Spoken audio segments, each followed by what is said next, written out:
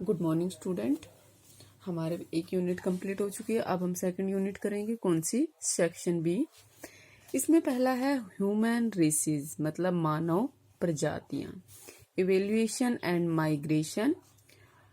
Evolution मतलब मानव प्रजातियों का उद्भव। ठीक है, उद्भव। वैसे तो इवोल्यूशन मतलब निष्कर्ष भी होता है, लेकिन हम यहाँ उद्भव और माइग्रेशन सर्टिफिकेट, स्थानांतरण। ठीक है, स्थानांतरण, हाँ स्थानांतरण। ठीक है, ये करेंगे। तो सबसे पहले तो ह्यूमन रेसेस होती क्या है? मानव प्रजाति। प्रजाति क्या होती है? ठीक है, जो एक वर्ड होता है जाति, ठीक है, एक होता है प्रजाति।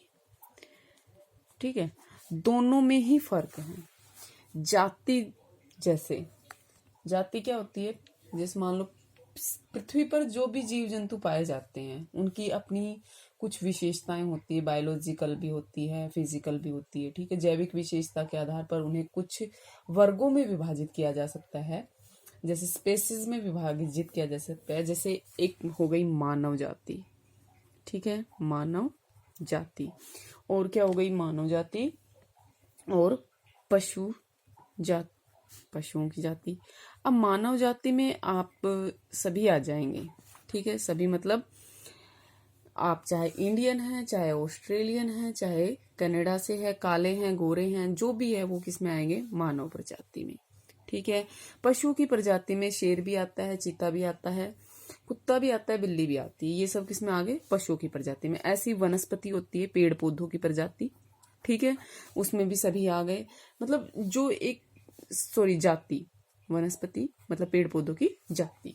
ठीक है, तो ये क्या है? जाति एक विशेष वर्ग से है, जो जिनकी जो जैविक विशेषता है। जैसे हमारे, अब आप चाहे कहीं भी चले जाए, चाहे गोरे इंसान से मिल ले, चाहे काले इंसान से मिल ले, चाहे छोटे से मिल ले, चाहे बड़े से, उनके 2 हाथ होते हैं, 2 पाँव होते हैं, एक ना, मतलब ये उसकी विशेषताएं होती है। ऐसी पशुओं के मतलब आप कुत्तों की आप नस्लें अलग अलग होंगी, लेकिन जाति तो क्या है? सेम ही है। ठीक है, इसके लिए इंग्लिश का वर्ड यूज होता है स्पेसीज। क्या यूज होता है? स्पेसीज। ठीक है, मतलब मानव जो जाति है, ये मानव जाति है, इसके उपवर्ग को क्या कहा जाएगा? प्रजाति। मानव की जो जाति है, इसके उपवर्ग को क्या बोला जाता है? प्रजाति। मतलब प्रजाति से अगर प्रजाति का अगर मीनिंग हो तो इसे कह सकते हैं कि वंशानुक्रम के द्वारा शारीरिक लक्षणों में समानता, ठीक है, रखता हो, उसे क्या बोलते हैं? प्रजाति। इनके जो शारीरिक लक्षण होते हैं उसमें शरीर का कद, त्वचा का वर्ण, बाल की बनावट, मुख और सिर की आकृति, नाक एवं आंख की बनावट आदि आते हैं। ठीक है, किसी भी मानव प्रजाति के ये जो लक्षण है, शारीरिक लक्षण, ये हेरिडिटी हो सकते हैं, उनकी वंशानुक्रम हो सकते हैं, मतलब एक पीढ़ी से दूसरी पीढ़ी में ट्रांसफर होते रहते हैं। ठीक है, जैसे आपकी शक्ल आपकी दादी से मिल सकती है, ठीक है, आपकी मम्मी से मिलती है, तो ये क्या है? ये हमारे वंशानुक्रम है। ठीक है, मानव प्रजाति का संबंध नस्ल से होता है, मतलब ब्रीड से होता है। ठीक है, वो न किसी सामाजिक और सांस्कृतिक वर्ग से मतलब बिलोंग नहीं करता। ठीक है, अब टेलर ने भी कहा था कि प्रजाति नस्ल को प्रकट करती है, न कि सभ्यता को। प्रजाति के लिए जो रेस वर्ड है, रेस, ये इसका प्रयोग किया था 50-70 में। किसने किया था? फोक्स ने। और कौन? अपनी उनकी एक बुक थी, बुक ऑफ मार्टियर्स, उसमें किया था। उन्होंने कहा कि ऐसा माना जाता है कि इस शब्द की उत्पत्ति जो इतावली भाषा है उसके रजा, RAZZA, ये शब्द है, इससे हुई थी, और जिसका अर्थ होता है परिवार या वंश या नस्ल। ठीक है, अब अलग अलग वैज्ञानिकों ने, हमें पढ़ना क्या है? प्रजाति। अब अलग अलग वैज्ञानिकों ने प्रजाति की अलग अलग डेफिनेशन दी है।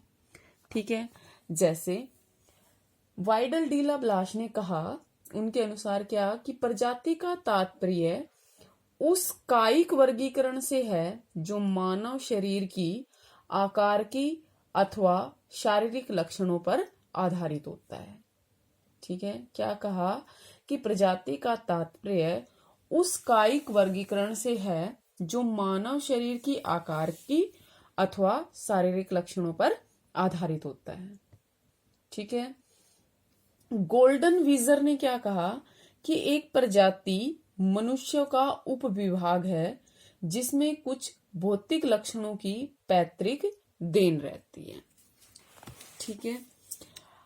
अब इसके बाद आता है इवोल्यूशन, मतलब उद्भव। क्या? उद्भव,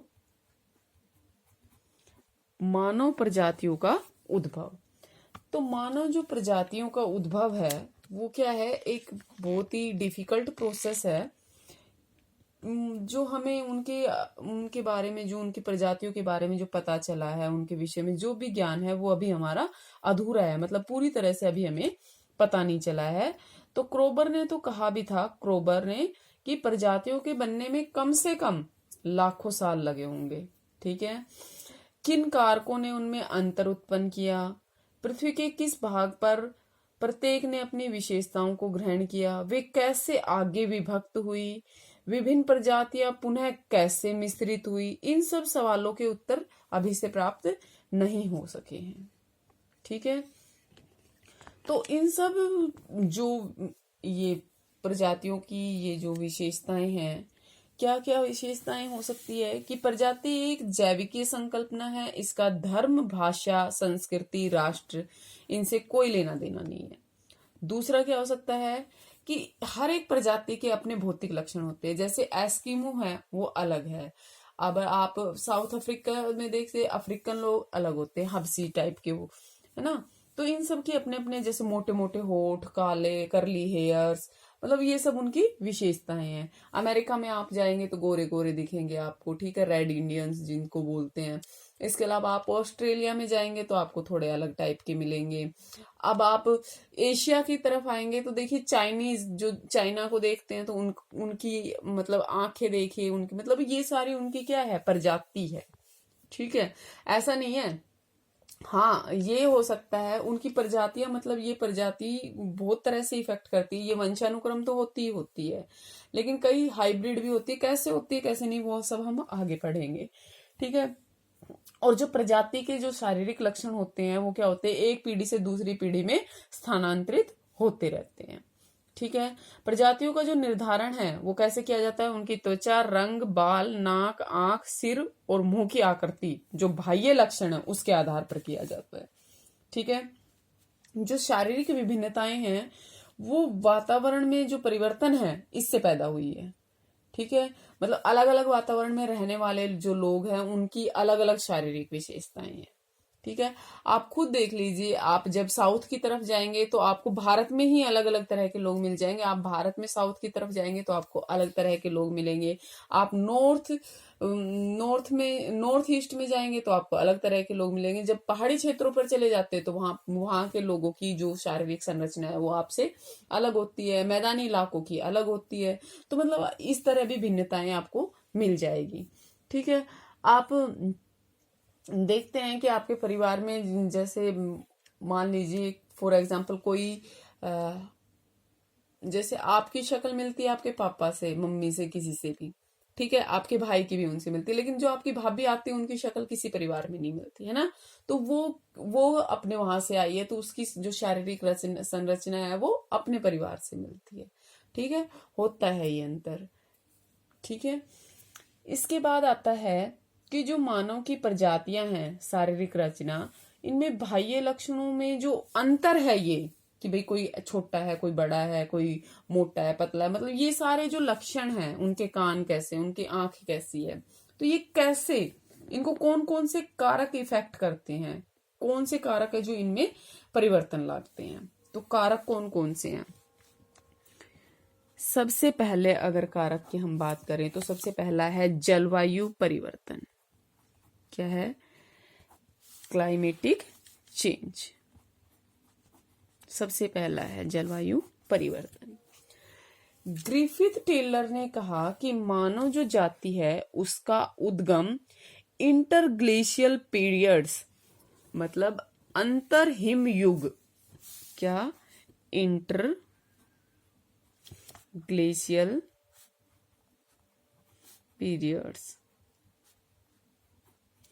पीरियड्स के दौरान जो मध्य एशिया है उसके स्टेपी प्रदेश में हुआ था। ठीक है, क्या माना कि जो मानव जाति का उद्गम है वो कहाँ हुआ, इंटरग्लेशियल पीरियड के दौरान हुआ, और कहाँ हुआ, स्टेपी प्रदेश में हुआ। ठीक है, उस समय वहां की जलवायु कैसी थी, गर्म थी। ठीक है, और सभी लोग क्या थे, शिकार और जंगली कंदमूल पर अपना जीवन बिताते थे। जैसे जैसे टाइम बढ़ता गया, हिमयुग के आने पर क्या हुआ, जो मध्य एशिया है उसकी जलवायु कैसी हो गई, ठंडी हो गई, और वन और स्टेपी की जो गर्म जलवायु की पेटी थी वो दक्षिण की ओर खिसक गई। ठीक है, जो वन पेटी थी और जो स्टेपी पेटी थी वो क्या हुई, गर्म जलवायु की पेटी थी, और मध्य एशिया में कैसी जलवायु आ गई थी, अब ठंडी हो गई थी। ठीक है, और वो जो पेटी थी वो कहाँ खिसक गई, दक्षिण की ओर खिसक गई। इसका परिणाम क्या हुआ, इसका परिणाम ये हुआ कि जो मध्य एशिया का मानव था वो भी भोजन सामग्री के पीछे पीछे कहाँ चला गया, दक्षिण की ओर, जो उष्ण कटिबंधीय प्रदेश थे वहां चला गया, वहां पर प्रवास कर गया, मतलब माइग्रेट हो गया वो वहां पर। ठीक है, हजारों सालों बाद जब हिमयुग खत्म हुआ तो मध्य एशिया में जो जलवायु थी वो फिर से कैसी हो गई, गर्म जलवायु हो गई, उसका आगमन हुआ, और वनस्पति और जंतुओं की जो पेटी थी वो फिर से कहाँ खिसक के आ गई, उत्तर की ओर खिसक के आ गई। ठीक है, इसका परिणाम क्या हुआ कि जो प्रवासी मानव समूह के जो कुछ लोग थे वो अपने मूल स्थान मध्य एशिया में तो लौट आए, लेकिन बहुत से लोग जो थे वो वहीं रह गए जहां वो पहले चले गए थे, दक्षिण की ओर। ठीक है, अब जो दक्षिण उष्णकटिबंध था वो क्या था, उसकी जो गर्म जलवायु का असर था वो वहां की जो मानव जो वहां पर रुक गए थे उनके ऊपर पड़ा, और तेज धूप और गर्मी के कारण क्या हुआ, उनकी त्वचा का रंग कैसा हो गया, काला हो गया, सिर कैसे हो गए, लंबे हो गए, होठ मोटे हो गए, और जो जाति मध्य एशिया में विकसित हुई उसका रंग कैसा था, मतलब वो ठंडा इलाका था तो वो उसका रंग कैसा था, मतलब उनकी अपेक्षा उजला उनका रंग था, मतलब साफ उनका रंग था, चौड़ा सिर था। ठीक है, और इसी प्रकार से अन्य हिमयुग जब आए तो बड़े पैमाने पर मानव वर्गों ने फिर से प्रवास किया और उनके शारीरिक भिन्नता पैदा हो गई। ठीक है, मनुष्य की जो त्वचा का रंग है उस पर जलवायु का जो प्रभाव है वो स्पष्ट मिलता है। अब आप जब ठंडे इलाकों की तरफ जाएंगे तो आपको कैसे लोग मिलेंगे, गोरी गोरी चमड़ी के लोग मिलेंगे। ठीक है, और जब आप कहाँ आते हैं, गर्म इलाकों की ओर आते हैं तो वहां पर आपको मिलते हैं श्याम वर्ण के लोग। ठीक है, और जो श्याम वर्ण होता है ये क्या करता है, धूप में जो श्याम वर्ण के जो कण होते हैं ना वो धूप में शरीर की रक्षा करते हैं, और इसलिए अधिक सूर्य तप जहां पड़ता है वहां पर जैसे लाखों करोड़ों सालों से वो रह रहे हैं वो मानव प्रजाति, तो उनका रंग कैसा पड़ जाता है, काला पड़ जाता है। ठीक है, और इसी कारण जो निग्रिटो है, निग्रो है, ऑस्ट्रेलियाइड प्रजाति है, इन सब के शारीरिक लक्षण पर किसका प्रभाव है, उष्ण जलवायु का प्रभाव है। ठीक है, और वो कैसे हैं, काले हैं। हेडन के अनुसार उन्होंने क्या कहा कि जलवायुविक दशाओं का प्रभाव मानव शरीर में पाए जाने वाले जीवाणु रस पर भी होता है। मतलब ये कि जो जलवायु दशाएं का प्रभाव होता है वो मनुष्य की भावी संतान में भी वंशानुक्रम से चलता रहता है। जैसे त्वचा का जो वर्ण है, मतलब जो रंग है, उसके अतिरिक्त जलवायु का प्रभाव किस पर भी पड़ता है, आंखों के रंग पर भी पड़ता है, जो बालों की रचना होती है उस पर भी पड़ता है, सिर की आकृति और जबड़ों की बनावट पर भी निश्चित रूप से होता है। इसका मतलब ये है कि जो जलवायु है ये एक मेन फैक्टर है किसमें, शारीरिक रचना के लिए। ठीक है, देखो जब आप खुद देखना, जब आप गर्म क्षेत्रों की ओर जाएंगे तो आपको लोग काले मिलेंगे, ठंडे इलाके में आप जाओगे तो आपको वहां पर व्हाइट कलर के लोग मिलेंगे, आप कनाडा जाओगे तो आपको वहां व्हाइट मतलब सफेद, क्यों, क्योंकि वहां पर क्या है, वो शीत जलवायु में पड़ता है। इसके बाद आता है सेकंड नंबर पर ग्रंथि रस प्रभाव। क्या आता है, ग्रंथि रस प्रभाव। ग्रंथि रस प्रभाव क्या होता है, मतलब ग्रंथि रस जो हार्मोन्स होते हैं ना आपके अंदर वो, ठीक है। आर्थर कीच ने कहा कि जो सभी लोग हैं वो एक ही पेरेंट्स की संतान है, ठीक ठीक है, एक ही पेरेंट्स के संतान है। ये जो प्रजातीय भिन्नता है ये तो जो शरीर की ग्रंथियां हैं, ग्लैंड्स जो होती है उस पर निर्भर करती है, ठीक है। जो आपके हार्मोन्स है उस पर निर्भर, उसके द्वारा उत्पन्न होती है। ये जो ये हार्मोन्स है ये कुछ जो केमिकल फैक्टर्स होते हैं उनको निकालती रहती है, और उन्हें क्या कहा जाता है, जो ग्रंथि होती है ना, ग्रंथि वो क्या करती है, जो कुछ रासायनिक तत्व होते हैं उनको निकालती रहती है, और जिन्हें क्या कहा जाता है, हार्मोन्स कहा जाता है। पीयूष जो ग्रंथि है उसके अधिक सक्रिय, जब वो अधिक सक्रिय हो जाती है तो जो काकेशियन प्रजाति के लोग हैं, जैसे लंबे कद है, भारी शरीर है, विकसित भौहें हैं, सुंदर नाक है, वो वाले होते हैं। और जब गल ग्रंथि निष्क्रिय हो जाती है, जिसको थायराइड ग्लैंड बोलते हैं, वो जब निष्क्रिय हो जाती है तो क्या होता है, मंगोलियन प्रजाति के लोग, जैसे नाक और चेहरा चपटा, ललाट उभरा हुआ, ऐसे लोगों का कद कैसा रहता है, नाटा रहता है, ठीक है। एड्रिनल ग्रंथि जो है, एड्रिनल ग्लैंड जब है, ये किसको प्रभावित करती है, त्वचा के रंग को, जो हमारा कलर होता है उसको प्रभावित करती है। देखिए जो आपकी पीयूष ग्रंथि है वो किसको, उसके कारण क्या होता है, जब वो बहुत अधिक सक्रिय होती है तो लंबा कद हो जाता है, शरीर भारी हो जाता है, हमारी जो भौहें होती है वो विकसित हो जाती है, नाक कैसे होते हैं, सुंदर होते हैं। और जब हमारी थायराइड ग्रंथि निष्क्रिय हो जाती है तो जो ये विशेषताएं कौन सी उसमें पाई जाती है, मंगोलियन प्रजाति में, और उन लोगों के क्या होते हैं, नाक और चेहरा चपटा होता है, और जो ललाट मतलब जो माथा है वो कैसा होता है, उभरा हुआ होता है, ठीक है। और ये जो इनका जो कद होता है वो कैसा होता है, नाटा रहता है। और जब एड्रिनल ग्रंथि जो होती है वो किसको प्रभावित करती है, हमारे कलर को प्रभावित करती है। भिन्न भिन्न जो जलवायु क्लाइमेटिक जो दशाएं हैं उनके अनुसार भिन्न भिन्न ग्रंथियों का भी विकास होता है, मतलब क्लाइमेट तो फैक्टर है ही है, ठीक है। क्लाइमेट में चेंज आने पर शरीर की जो ग्रंथियां होती है उसकी क्रिया में भी परिवर्तन आता है। मध्य एशिया में ठंडी और गर्म जलवायु हमने देखी, तो उसमें जैसे जैसे परिवर्तन हुआ उसके परिणाम स्वरूप ही जो ग्रंथियां और जो हार्मोन्स है, ठीक है, उनमें भी परिवर्तन हुए। उनके कारण जो प्रजातियों के शारीरिक लक्षण है वो बदले, और निग्रो और जो भूमध्य सागरीय प्रजातियां हैं वो इसी प्रकार से बनी है, ठीक है। किस प्रकार से, ठंडी और गर्म जलवायु के कर्मिक परिवर्तन के कारण, ठीक है। तीसरा आता है छांट और जैविक परिवर्तन। क्या आता है, छांट और जैविक परिवर्तन, ठीक है। सिलेक्शन एंड बायोलॉजिकल म्यूटेशन, इसमें क्या होता है, जो प्रजाति होती है उसके मूल जो शारीरिक लक्षण है वो उसके जो जीन्स होते हैं उसमें मिल जाते हैं, और ये एक पीढ़ी से दूसरी पीढ़ी, दूसरी से तीसरी पीढ़ी में मतलब हस्तांतरित होते रहते हैं, मतलब ये चलते रहती है ये प्रोसेस। ये होता है कि जब बहुत लंबा पीरियड हो जाता है तो इनमें कई कारणों से परिवर्तन आ जाता है, ठीक है। और ये परिवर्तन जो होता है ये जो प्राकृतिक छांट है उसके द्वारा भी हो सकते हैं। जो छांट है उसका सबसे मेन प्रभाव जो कारण होता है, मतलब जिस पर इस छांट पर जो सबसे ज्यादा प्रभाव डालता है वो कारण है प्रवास का, ठीक है। कई बार हम देखते हैं कि एक किसी प्रजाति में भिन्न भिन्न तरह का स्वभाव, बल और क्या बुद्धि वाले जो मानव है वो क्या होते हैं, सम्मिलित रहते हैं।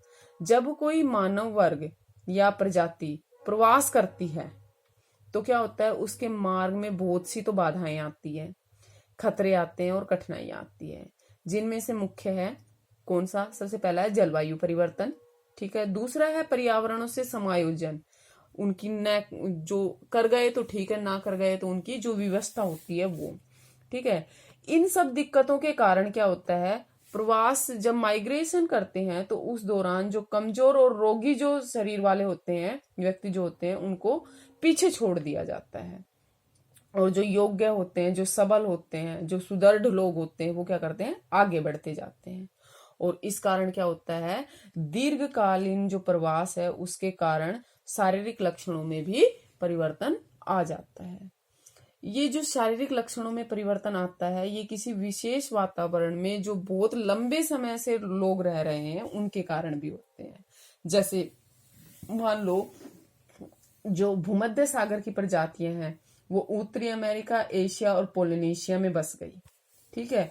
और अब आप जाकर देखोगे तो उत्तरी अमेरिका में जो बसे हुए हैं उनके जो शारीरिक लक्षण है वो भिन्न होंगे, एशिया में जो बसे हुए हैं उनके अलग होंगे, और पोलिनेशिया में जो बसे हुए हैं उनमें अलग परिवर्तन होंगे, ठीक है। मतलब तीनों ही जगह पर है वो कहाँ से गई है, कहाँ से गई है वो भूमध्य सागर से, लेकिन उनमें लक्षण क्या मिलेंगे, तीनों वहां के मिलेंगे, वहां की जो जलवायु संरचना है उसके आधार पर, मतलब तीनों में चेंज, ठीक है। 4th नंबर पर आता है प्रजातीय मिश्रण, ठीक है, प्रजातीय मिश्रण। इसमें क्या होता है रेशियल में, इसमें क्या होता है जो प्रजातियां आक्रामक, स्थायी बसाव, प्राकृतिक, आर्थिक और धार्मिक उद्देश्यों के कारण क्या होती है, जो महाद्वीपों में विभिन्न स्थानों पर जो हस्तांतरित होती रहती है, मतलब जाती रहती है, माइग्रेट होती रहती है, उनमें पारस्परिक संपर्क है उसके कारण जो भिन्न भिन्न मानव है वो प्रजातियां आपस में, जैसे मान लो जैसे हम शादी करते हैं वो अलग अलग प्रजाति है, जैसे हम कनाडा में शादी कर ली इंडियन ने, या ऑस्ट्रेलिया में शादी कर ली, तो इससे क्या हुआ, एक ऑस्ट्रेलिया और एक इंडियन मिलके किसका अलग ही प्रजाति उत्पन्न होती है, और इनको बोलते हैं मिश्रित प्रजाति। वैसे इनको बोला जाता है हाइब्रिड। मतलब अमेरिका में निग्रो और श्वेत जातियों का जो मिश्रण है ये इसका सबसे बड़ा उदाहरण है। इसी प्रकार जो यूरोप है, यूरोपीय और जापानी है, यूरोपीय और अमेरिकी इंडियन है, यूरोपीय और ऑस्ट्रेलियाई प्रजाति के लोग हैं, ये विश्व में बड़ी संख्या में पाए जाते हैं, ठीक है। इनको बोलते हैं मिश्रित प्रजातियां, ठीक है। Thank you. नेक्स्ट क्लास में नेक्स्ट ग्रुप भी करेंगे हम। Thank you.